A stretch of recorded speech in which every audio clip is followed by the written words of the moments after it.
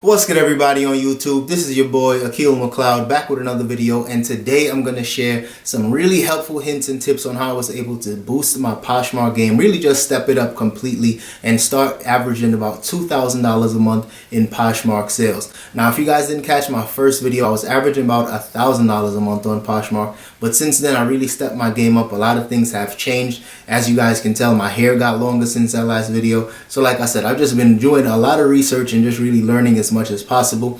And I've been really just sharing the journey. So a lot of these tips might not be brand new to a lot of you guys, but trust me, some of these things that I've implemented over the past few months really helped me step up my game, make some more money, and at the end of the day, just be much more prouder of my Poshmark business, because like I said, I started from averaging about $300 a month in that very first month where sales were coming in very, very slowly. And then after implementing a few of these hints and tips, I saw my business really start to take off. So first up, when it comes to making more money, you have to spend more money. I was one of those people that would really just kind of stick to a really tight budget and try to spend maybe maybe $200 a month on Poshmark, and really try to turn that 2 into 5 and that 5 into 1,000. And I was doing that fairly consistently, but I realized that in order to make more money, you simply just have to spend more money. And for me, it was kind of tough because, like I said, I'm a full-time reseller, and when it comes down to investing money in your business, it is kind of tricky because you're constantly taking a risk and taking a gamble, and you have no real guaranteed expectation of when you're going to make that money back. But I was able to make some really good sales and just some really good flips over these past few months, especially when it came down to that UGG outlet haul and that Adidas outlet haul. And if you guys didn't catch that video, I'll put that in the cards and the description so you guys can check that one out. But like I said, after making such a really good return on my investment with those sales, I was just able to reinvest that money into my business and really just push my Poshmark business to another level. So since then, I started spending way more money in my Poshmark inventory, and I was able to basically double my inventory from only holding 100 Poshmark items, like really maintaining 100, to now I have well over 200. And just to let you guys know, time is really flying, because I remember when I told you guys I wanted to just step my Poshmark game up and really improve my closet, and that time just literally flew by, and I'm just glad I actually just put action into it. So the next really big important step in terms of stepping up your Poshmark closet is to really make sure that you're constantly sharing. Now, I share my closet at least 3 to 4 times a day, and regardless of what the algorithm is or how effective people say sharing actually is, the days when I don't share my closet as often, I realize there's a huge decrease in sales. And if I'm home and I'm not outsourcing like I usually am, and I'm just sharing my closet maybe 5 or 6 times a day, I'm seeing a huge increase in sales. And I definitely think that sharing your closet, regardless of the time, whether it's during a party or not, whether you're sharing only the applicable items to that party, as long as you're sharing your closet, that definitely goes a long way. And like I said in the last video, it's way more important to share your own items than to waste time sharing other people's items, because of course good karma comes about, and you know, if you share somebody's closet, they might share yours. But if you spend more time sharing your own closet, you're definitely going to see more sales and just more exposure overall. And sometimes the sales might not come right away, but of course somebody might like your stuff and they might just save it in their likes, and then Friday or Saturday or whenever payday usually is for a lot of buyers, they go ahead and they buy your item. Now, another huge thing that I did in order to really step up my Poshmark closet was to source specifically for Poshmark. Now, I sell on eBay as well as Poshmark,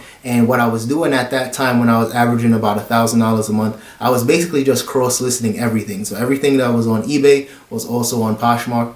And I realized that I needed to just start sourcing specifically for Poshmark, buying certain brands that I knew would sell better on Poshmark. And that really just helped me a lot, because there were certain lower end brands that I usually probably would not pick up, stuff like Billabong or even stuff like Polo Ralph Lauren, brands that I really wouldn't pick up. I would still pick those up and then price them fairly cheaply, maybe 20 bucks, 25 bucks on Poshmark. And I realized that they would still sell there on Poshmark, because a lot of people, what I've noticed honestly is on Poshmark, a lot of buyers, they're always looking for a deal, and they're not trying to spend too much money. And ever since Poshmark started implementing the taxes and they increased the cost of shipping, buyers are even getting even more cheaper. So you have to keep that in mind, and you have to price your items really competitively. So like I said, I'm starting to buy more lower end brands, but I'm not pricing it as if it's luxury, and I'm not pricing it like it's like a mid-level brand. I'm pricing them to sell, and usually my items, I don't even get offers a lot of times. Sometimes if I price it for 19 bucks, bucks. I wait a couple days and it gets sold for 19 bucks. So definitely keep that in mind. Don't try to price lower end items on the high end, and definitely don't try to price your items too high thinking that you'll get an offer and you'll eventually lower your price that way. You just have to price your items to sell, because if the price is too high, even if that's $2 or $3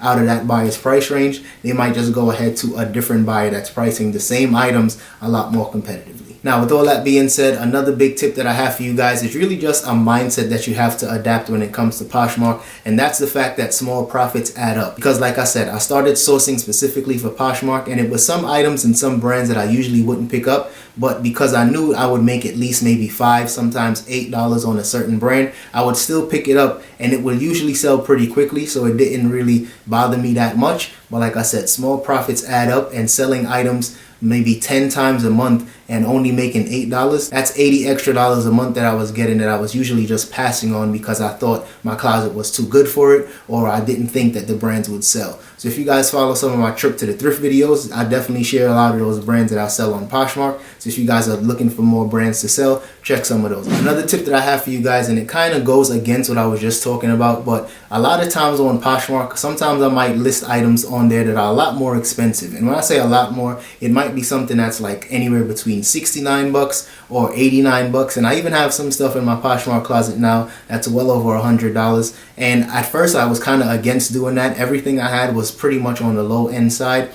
But I realized that as long as it's a quality item, and especially if it's brand new, buyers don't mind spending a little more money on Poshmark. But I realized that I just needed to start adding some more items in my Poshmark closet that could give me some more profit. And it ended up actually selling pretty quickly for me. I've been selling a ton of items for way over 50 bucks. And the thing is, like I said, Poshmark buyers are usually pretty cheap. But if you're still giving them a good deal, even if the item is still kind of expensive, Poshmark buyers will still go ahead and buy that, because a lot of times Poshmark buyers are also sellers, and a lot of us have money in our Poshmark account, so it doesn't necessarily feel like we're spending money when we're buying something on Poshmark, because it's just coming right out of our Poshmark account. So definitely keep that in mind if you guys want to start selling some more higher end pieces on Poshmark, because trust me, they still do sell. It just takes a lot longer sometimes, but at the end of the day, I do still sell some items that's well over 50, 60, and even over 100 bucks on Poshmark. And last but not least, the last tip that I got for you guys on how I was able to start earning $2,000 a month on Poshmark is the fact that I don't spend money on the cute stuff. I don't spend money on stickers, tissue paper, like fancy packaging. I just use the USPS packaging that's already free, and I usually just ship my items out on the same day. And I've never gotten bad feedback or anything like that because I didn't add a thank you note, or because I didn't add tissue paper or a unicorn in a Nike golf polo shirt. Most of my buyers don't care about those type of stuff, and I realized that in the early stages I was spending money on those type of things, but once the business started to pick up and I started shipping out sometimes 5 or 10 packages a day on Poshmark, I realized that if I kept spending money on thank you cards and tissue paper, I realized that I was just going to keep pulling money out of my profits. And once I just stopped worrying about tissue paper and all those type of stuff, I realized that my profits really did continue to go up. So I know that's a very unpopular opinion. Every time I say these type of things in any of my videos, people always tell me tissue paper is only $1 and they get their stuff in bulk and all these type of stuff. But like I said, I don't use tissue paper, I don't use gift wrapping and all those type of stuff, or stickers or thank you notes, and my sales are just fine. So if you guys are new to Poshmark, definitely don't get down on yourself and think that you have to include a thank you note and all those type of stuff to make some good sales. Alright y'all, that's all I got for today's video. So if you guys enjoyed that one, drop a comment, hit the like button, and also if you guys have any other hints and tips on how to increase your Poshmark business and make some more money, drop that in the comment section so we can keep the conversation going, and I'll see you guys in the next one. Peace.